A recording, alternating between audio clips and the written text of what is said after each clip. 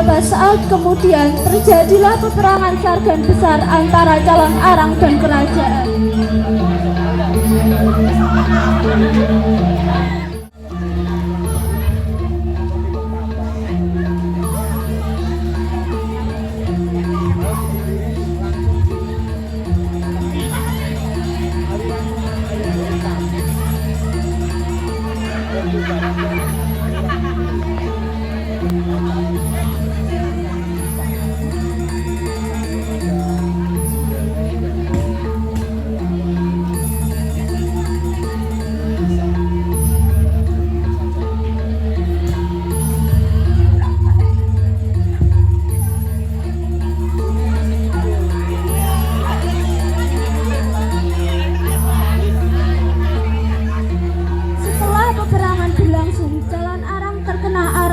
Dari kerajaan akhirnya meninggal di tempat.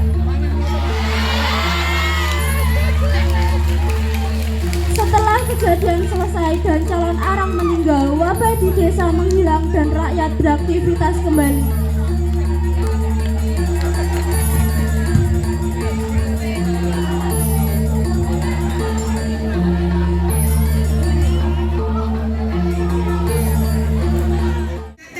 Gusti Putri mana? Kok sendirian? Padahal dino iki nyenengno ati. Sebentar lagi akan datang Dayang.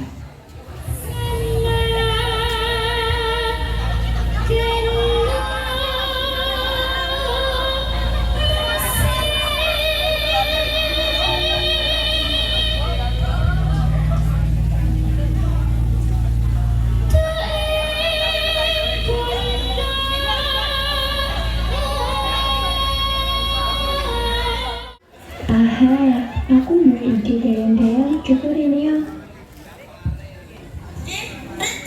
Renia? Iya Dayang.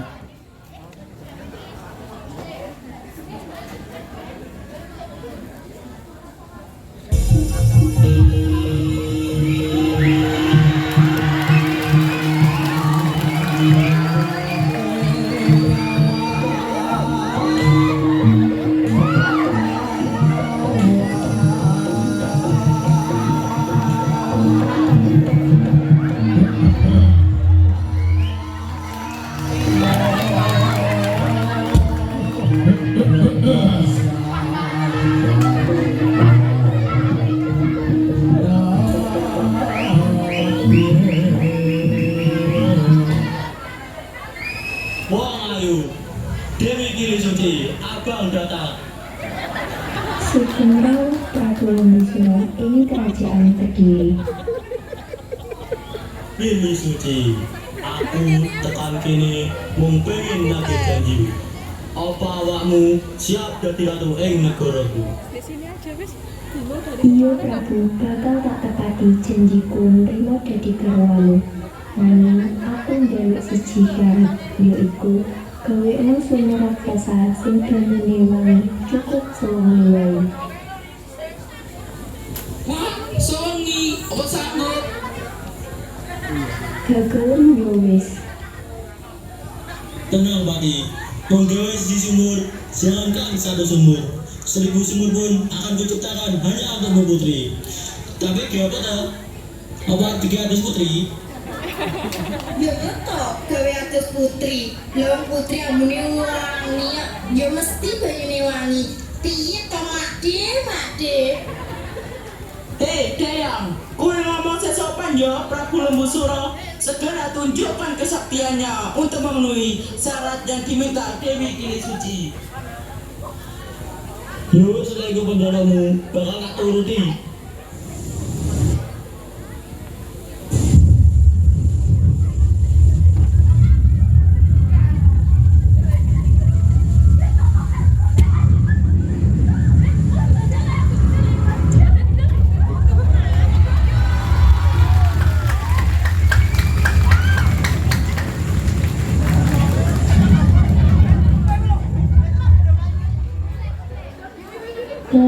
Pura enek suwi wis mari. Wow, dibakno sakti lan mandraguna tenan ya.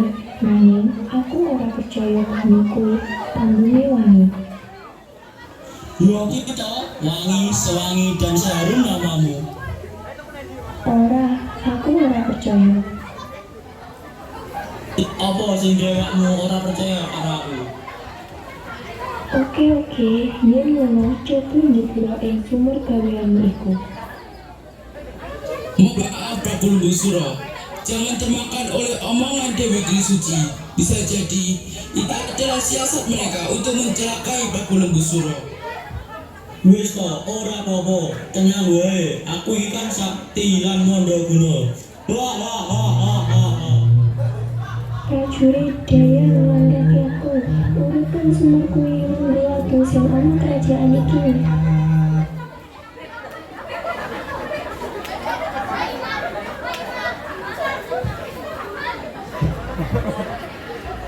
Senjata Dewa Putri Prabu Lembusura, Dewi Kini Suci ingkang janji Entenono aku tak susul. Dewa, kowe apa? Aku ya melu nutup sumur kuwi gawe watu sing gedhi. Peh, abotmu to? Kakang Mas, ewang ngono to? Abot iki lho. Aku ora sudi.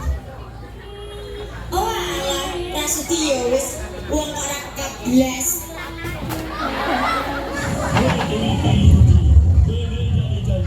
Dewa Kediri, bisa banget tutupi alasku sing ora kaping-kaping. Kediri bakal dadi kali, bukan dadi latar, batu bakal dadi tutup. Wah, wah, wah, wah, wah, wah.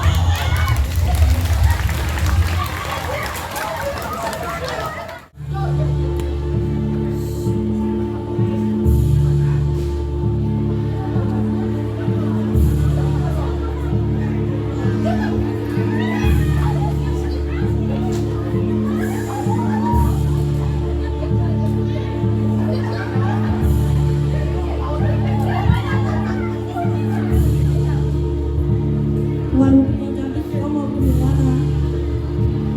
Ah berisik! Aku sedang buru-buru. Bengong! Murah-murah dagang tempat ini.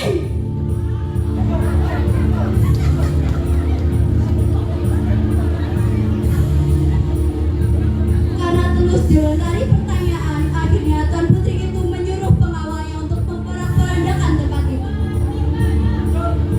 Jangan tarik saya! Aku ini bertamu!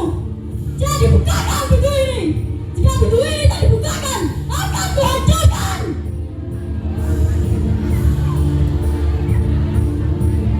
Berani juga dirimu berbuat onan di kerajaan. Kerajaan tidak akan bertemu denganmu. Lancar sekali kau berkata seperti itu padaku! Dasar orang rendahan!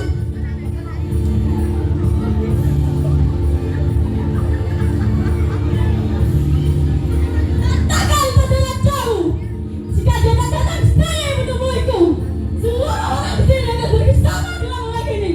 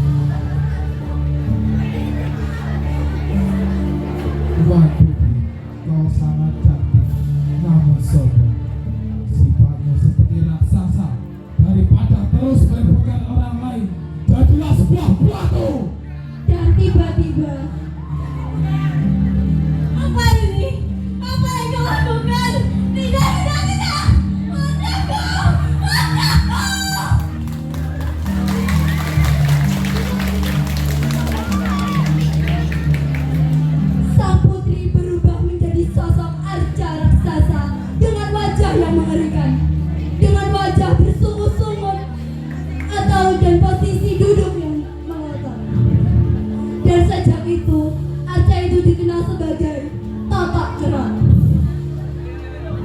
Terakhir dari kisah memilukan seorang putri yang ditolak cintanya.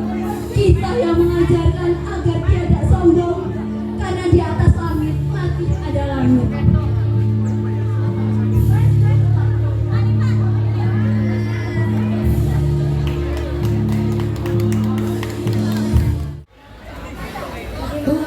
Bagaimana caranya kita menyeberangi sungai ini? Iya Bu, apa yang harus kita lakukan? Hai, coba lihat itu. Makhluk apa itu? Hai kepiting raksasa, mau kamu membantu kami menyeberangi sungai ini? Kami dapat menyeberangi sungai ini. Kalian harus mengelus kepalaku terlebih dahulu sebelum aku mengantar kalian ke seberang sungai. Apun dan kedua adiknya menerima persyaratan hiu tanah. Satu persatu mereka mengelus hiu tanah. Setelah itu, hiu tanah pun mengantar mereka ke seberang sungai.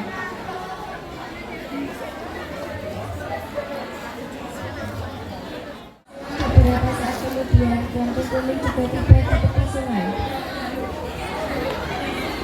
Ketika hiu tanah mengajukan persyaratan yang sama, yaitu meminta imbalan mengelus, Tuan Kuning menolaknya. Ia tidak ingin mengkhianati suaminya, meski ia tidak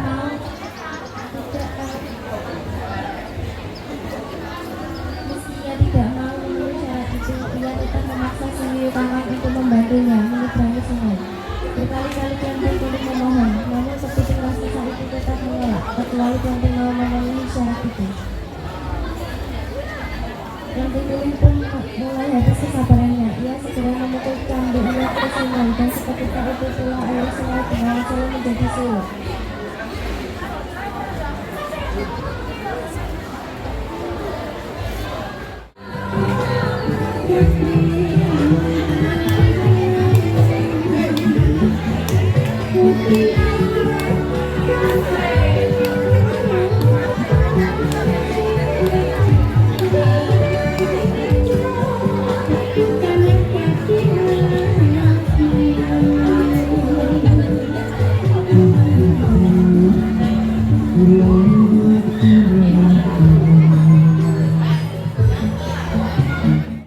Pangeran tampak itu bangkit dari Singgesa.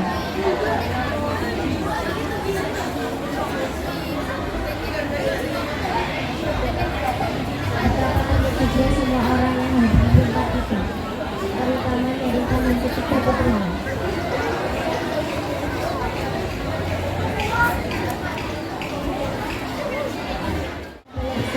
Dewi Sekartaji. Akhirnya sepasang suami istri yang saling mencinta itu bertemu kembali dengan percaya.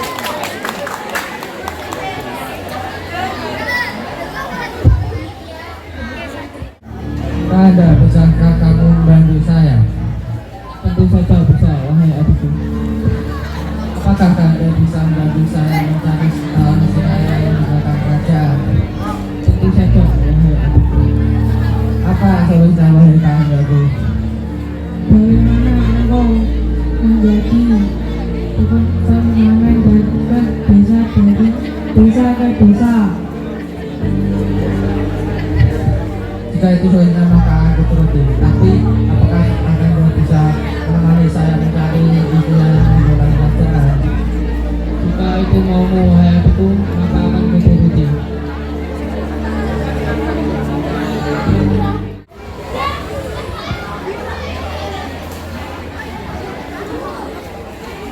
Anak-anakku kini pada nikah karo dia sampai banyak.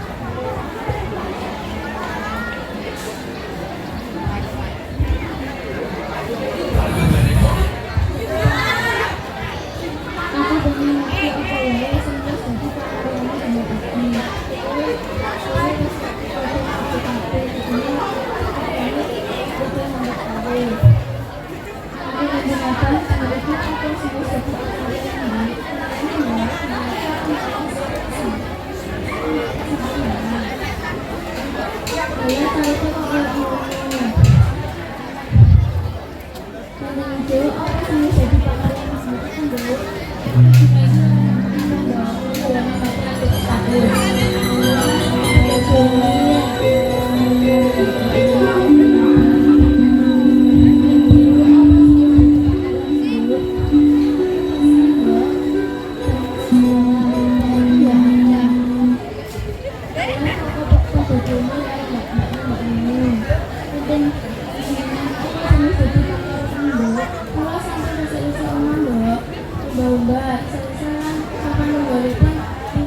kewajiban kula, Mbak.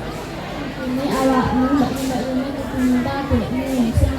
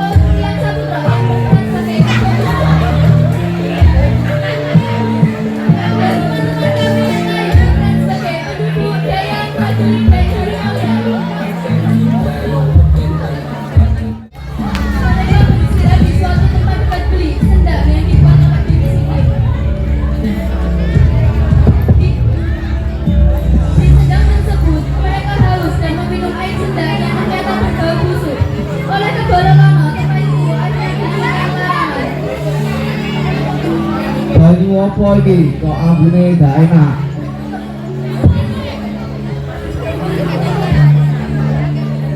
Mergo banyu beneran sedang kita sembarangan.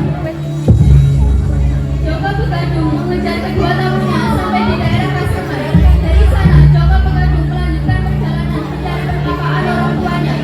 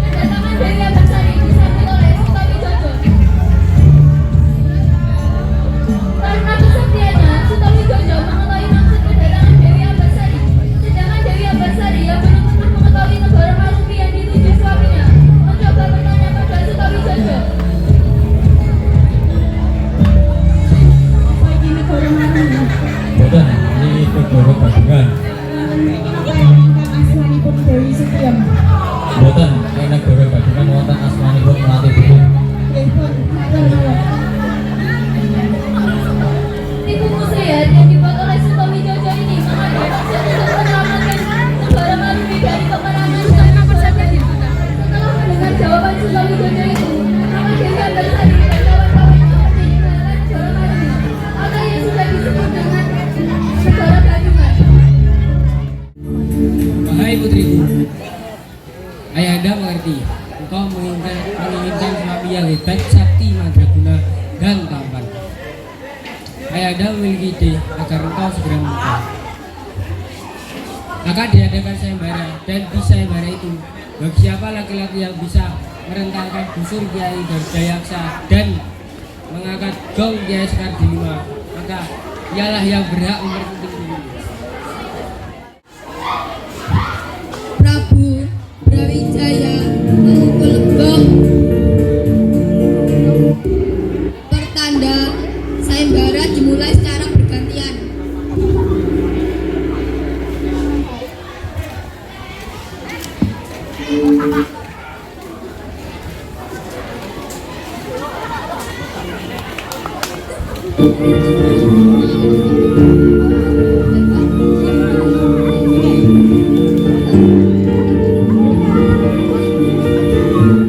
Jarak saat dengan sangat mudah. Semua orang takut serius dari para penonton.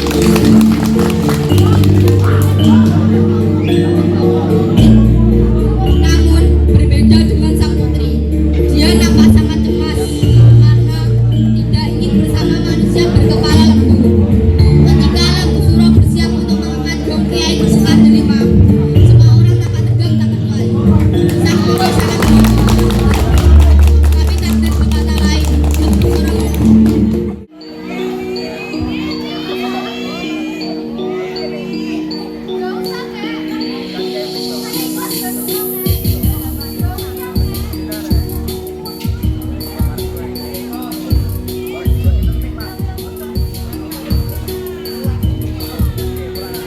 Saat kakek sudah pergi, terlihat Galuh Ajeng sangat iri melihat barang pemberian kakek tadi.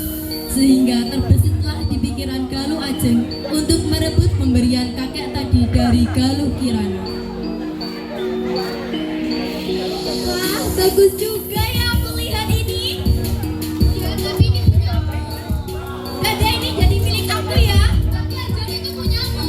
Kalau suci deh mentang-mentang nolongin kakek tadi. Saat itu, Galuh Ajeng tumbuh dengan sifatnya yang sangat egois dan acuh tak acuh. Dan Galuh Chandra Kirana tetap bersikap baik dan sopan. Suatu hari, ibu Galuh Ajeng dan Galuh Chandra Kirana jatuh sakit dan memutuskan untuk pergi berobat keluar kota. Mendengar kabar itu, Galuh Chandra Kirana sangat khawatir dengan sang ibu sehingga memutuskan untuk berdoa. Ya Tuhan, kenapa ibuku sakit? Berikan kesembuhan untuknya Tuhan. Aku sangat rindu bermain dengannya. Aku sangat takut jika ia meninggalkanku. Berikanlah kesembuhan untuknya Tuhan.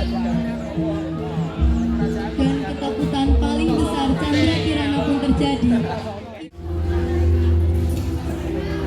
Apa? Pasti Galuh Ajeng Chandra Kirana sedih mendengar berita ini. Aku harus membuatkan sesuatu agar ia tak bersedih kembali. Dari situlah Raden